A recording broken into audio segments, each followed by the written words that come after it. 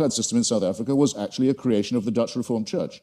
It was justified theologically as the giving of a promised land to one Christian religious tribe, in which everyone else was supposed to be hewers of wood and drawers of water. It wasn't until the Dutch Reformed Church, under pressure, agreed to drop their racist preachments of many years that the apartheid system could be dismantled. The dictatorship in Greece in 1967 to 74 was proclaimed by the Greek Orthodox Church as a Greece for Christian Greeks.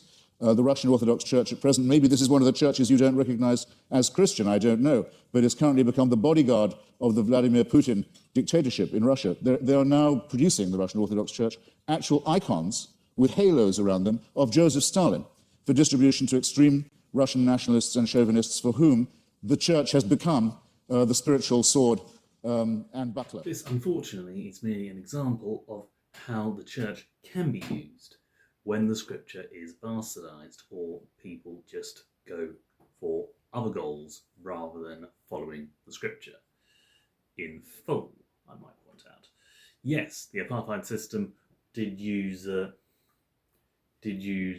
biblical justification, such as the Tower of Babel, to argue that God could separate people as he wished into nations, groups, or classes. The class system in Britain also lasted on that as well. Same in Tasmania.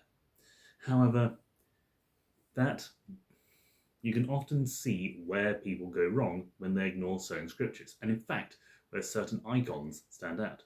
Icon being a proper word here because Joseph Stalin wasn't a Christian. He was an atheist, and whilst he did study at seminary school, he actively denounced God to a friend of his who wanted to discuss it. And if you want to go for examples of how things that can be used for good have instead been used to segregate rules or destroy civilization, look at the Nazi regime.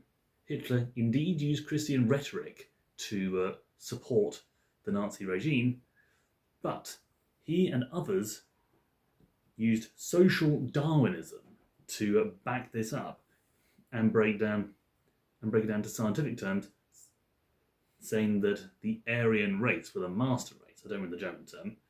Granted, it was given by Brit, Herbert Spencer, but it just shows that you can take things that are meant to be for good and turn it to evil, if you so wish. It's entirely how you interpret it. Doesn't mean it's the only use of it.